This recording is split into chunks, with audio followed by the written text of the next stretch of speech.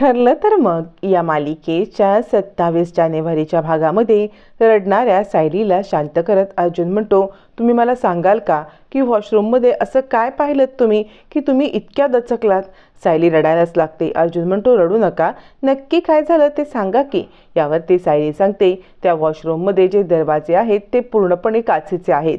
सगळं बाहेरून दिसणार, मला नाही इथे राहायचं, मी इथे राहूच शकत नाही. यावरती अर्जुनला नेमका प्रॉब्लेम काय आहे हे समजतं आणि मग तो सायलीला म्हणतो, सर एक काम करा, तुम्ही तुमच्या बॅगेमधून जाड साडी काढून मला द्या बरं तुमची. असं म्हटल्यावर ती सायली म्हणते, सर साडी कशाला? अर्जुन म्हणतो, द्या तरी तुम्ही.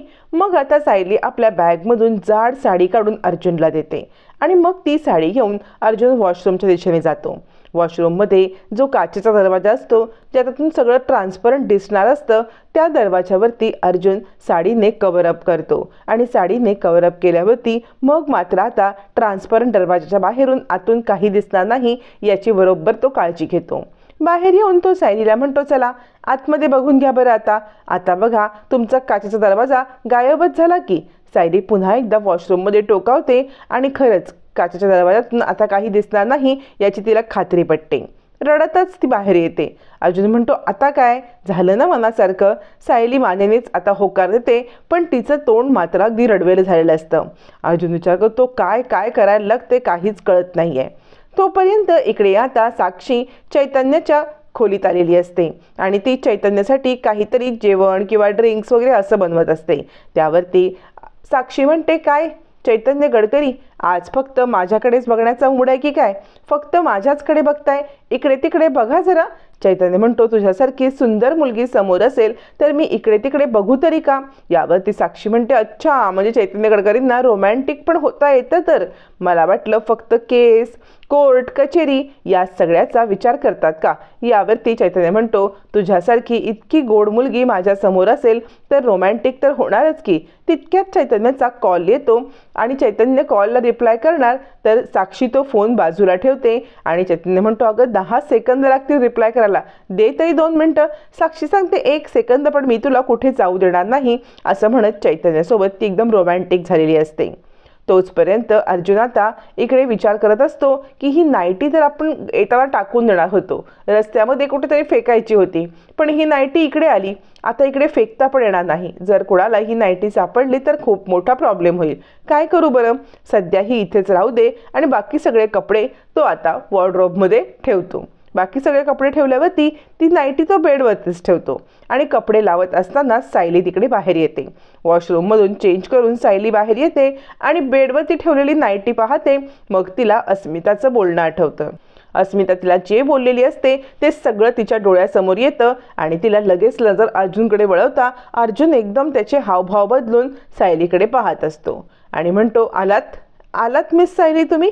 असं म्हणत तो आता नाईटी आपल्या हातामध्ये घेतो आणि म्हणतो, तुम्ही खूप सुंदर दिसताय, एकदम हॉट. असं म्हणत ती नाईटी आपल्या हातात घेतो आणि म्हणतो, म्हणूनच मी तुम्हाला हे नाईट ड्रेस घेऊन आलोय, याच्यामध्ये मला तुम्हाला पाहायचं आहे, एकदा हे घालून तरी दाखवा. असं म्हणत तो सायलीच्या जवळ येतो.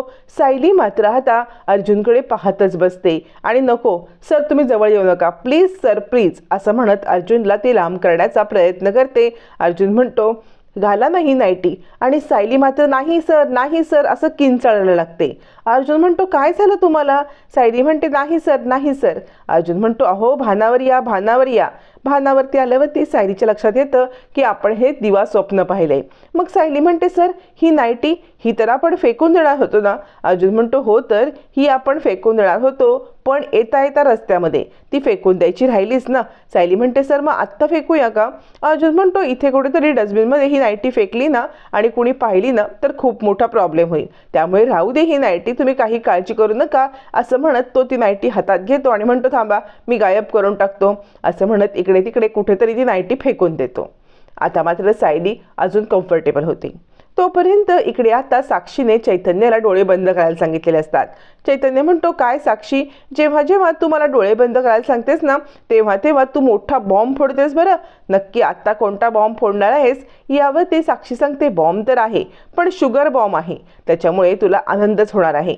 असं म्हणत साक्षी चक्क नाईटी घालून चैतन्याच्या समोर येते. चैतन्याच्या जवळ येते, त्याला मिठी मारते. त्यावरती चैतन्य म्हणतो, साक्षी काय हे चाललंय सगळं? साक्षी म्हणते, हे बघ, आता आपण एकमेकांवरती प्रेम करतो, एकमेकांच्या जवळ येणं काही चुकीचं नाहीये. आणि नवरा बायको नसलं म्हणून काय झालं, छानपैकी एन्जॉय करायला काय हरकत आहे? म्हणजे बघ ना, तुझा मित्र आणि ते दोघं जण छानपैकी हनीमूनला गेलेतच की. यावरती आता मात्र पटकन चैतन्य बोलतो, त्यांचा कसला हनीमून? ते दोघं जण तर टेन्शनमध्ये असतील. अर्जुनला तर इतकं टेन्शन आलं असेल. साक्षी म्हणते, काय हनीमून नाही, टेन्शन? तूच तर म्हटलास ना की दोघं हनीमूनला गेलेत. चैतन्याची बोलतीच बंद होते. हिला काय उत्तर द्यावं? पटकन चैतन्य विचार करायला लागतो. इकडे आता अर्जुन आणि सायली खरंच टेन्शनमध्ये रूममध्ये बसलेले असतात आणि सायली सांगते, सर काय आहे हे सगळं? म्हणजे आईंना का डोक्यात प्लॅन आला असेल की आपल्याच दोघांना फिरायला पाठवावं? आता आपण इकडे आलोय खरे, पण इकडे येऊन आपण करणार तरी काय? मला तर काहीच कळत नाहीये. अर्जुन म्हणतो, हो की खरंच झालंय सगळं, म्हणजे इतकी ऑकवर्ड सिच्युएशन कधीच आली नव्हती. असं म्हणत अर्जुन सायली एकमेकांशी बोलत असतानाच इकडे चैतन्य म्हणतो, नाही नाही अगं, म्हणजे टेन्शन म्हणजे कसं? अर्जुनला सतत कोर्ट कचेरी या सगळ्याची सवय ना. डोक्यामध्ये केसचं प्लॅनिंग चालू असेल, ह्या केसचं काय करायचं, त्या केसचं, आणि तिकडे तो एन्जॉयच करू शकणार नाही. म्हणून मी म्हटलं हो की तो टेन्शनमध्ये असेल, बाकी काही नाहीये. असं म्हणत चैतन्य बाजू सावरतो आणि आता साक्षीला खरं बोलणं टाळतो. साक्षी विचार करते, खूप हुशार आहे हा, अचूक बोलणं याने फिरवलेलं आहे. मग साक्षी म्हणते, तू तरी काय वेगळा आहेस रे? तुला सुद्धा इकडे समोर मी असताना कोर्ट कचेरी या सगळ्याच तुला आठवण येत आहे ना, म्हणजे तुझं जरा वेगळंच आहे चैतन्य. असं म्हणत साक्षी चैतन्याची एकदम रोमॅन्टिक झालेली असते आणि चैतन्याला आपल्या जाळ्यामध्ये ओढण्याचा प्रयत्न करत असते. तोपर्यंत इकडे अर्जुन आणि सायलीने पाठवलेले फोटो बघत कल्पना आणि अश्विन, विमल सगळे खुश होतात आणि म्हणतात, अर्जुनने किती फोटो पाठवलेत आणि तिकडचं सिनरी किती छान आहे ना, मस्तपैकी वातावरण आहे. यावरती अश्विन म्हणतो, अगं वातावरण मस्त नाहीये, तिकडे ना हे दोघं जण एकमेकांच्या प्रेमात आहेत ना, म्हणून ते फोटो भारी आलेत. असं म्हटलं ते अस्मिता म्हणते, काय गरज काय अर्जुनला हे इतके सगळे फोटो पाठवण्याची? त्याला काय प्रूव्ह करायचंय का की तो त्याच्या हनीमूनला गेलाय? यावरती कल्पना म्हणते, अस्मिता तुला काय का प्रॉब्लेम आहे? आणि त्यांना प्रूव्ह करायची गरज काय? ते हनीमूनला त्यांचे गेलेत, त्यांना प्रूव्ह करायची काहीही गरज नाहीये. यावरती आता मात्र कल्पना सांगते, मला तर आत्ता असं वाटतंय ना की हे दोघं जण छानपैकी तिकडे एन्जॉय करू दे, त्यांचा हनीमून सक्सेसफुल होऊ दे आणि येताना आम्हाला गुड न्यूज घेऊन येते. कधी एकदा नातवंड माझ्या मांडीवरती खेळतंय असं मला झालंय. अस्मिता म्हणते, काय ग सारखं तुझं नातवंड नातवंड नातवंड, तुझं काही पुराण संपतच नाही. अश्विन म्हणतो, मग काय, लग्न झालेल्या आपल्या मुलाबद्दल असं वाटणं प्रत्येक आईला साहजिक आहे. अस्मिताई तुझं काय चाललंय? तुला मम्माने हनीमून पॅकेज दिलं नाही म्हणून चिडलेस की काय तू? असं म्हणत अश्विन आता इकडे अस्मिताची चेष्टा करत असतो आणि म्हणतो, सांगू का, खरं तर मला पण काका व्हायला आवडेल. म्हणजे असा गब्बू गब्बू एखादा आपला पुतण्या किंवा एखादी क्यूटशी आपली पुतणी, याच्यापैकी काहीही मला आवडेल. खरंच मम्मा, तुला वाटते ना ते मला सुद्धा वाटते.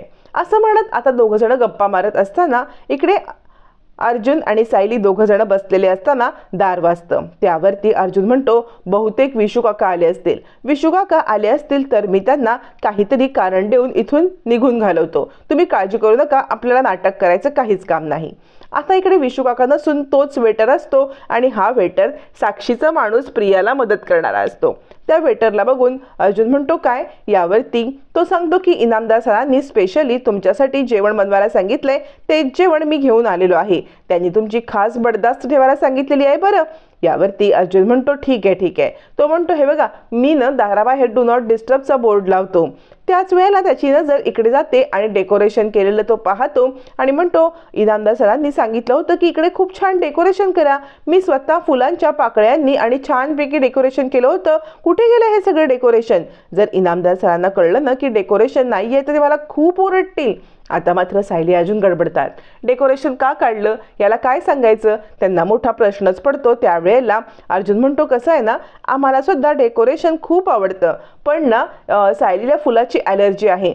फुलाची ॲलर्जी असल्यामुळे हे डेकोरेशन आम्ही काढून टाकले. असं म्हणत अर्जुन आता इकडे खोटंच काहीतरी सांगत असतो. त्यावेळेला तो आता वेटर म्हणतो, हे बघा, आत्ता ना तुम्ही लवकर जेवण करा आणि खाली या. खाली ना कपल गेम्स आहेत, म्हणजे तुम्हाला खास इन्व्हिटेशन आहे बरं. आणि जाताना मी डू नॉट डिस्टर्बचा बोर्ड लावून जातो. छानपैकी डिनर करा. असं म्हणत तो अर्जुन सायलीला उगाच आता कोड्यात टाकतो. सायली म्हणते, सर कपल गेम आणि आपण तिकडे जायचं? अर्जुन म्हणतो आपल्याकडे पर्याय आहे का की न जाण्याचा? असं म्हणत दोघं जण अजूनच डिस्टर्ब होतात. सायली विचार करते काय हे समोर. नंतर दोघं जण साईट सीन करायला गेले असता छानपैकी घोड्यावरती बसून दोघं जण माथेरान फिरत असतात, फोटो काढत असतात. आणि त्याच वेळेला इकडे एका पॉइंटवरती येऊन अर्जुन बायको बायको ओरडतो आणि तोच इको परत येतो. दोघं जण फोटो काढत असतात आणि हेच फोटो पाठवून घरच्यांना हनीमून परफेक्ट चालू आहे असं म्हणत व्हिडिओ बनवत असतात. प्रिया यांचा पाठलाग करत असते.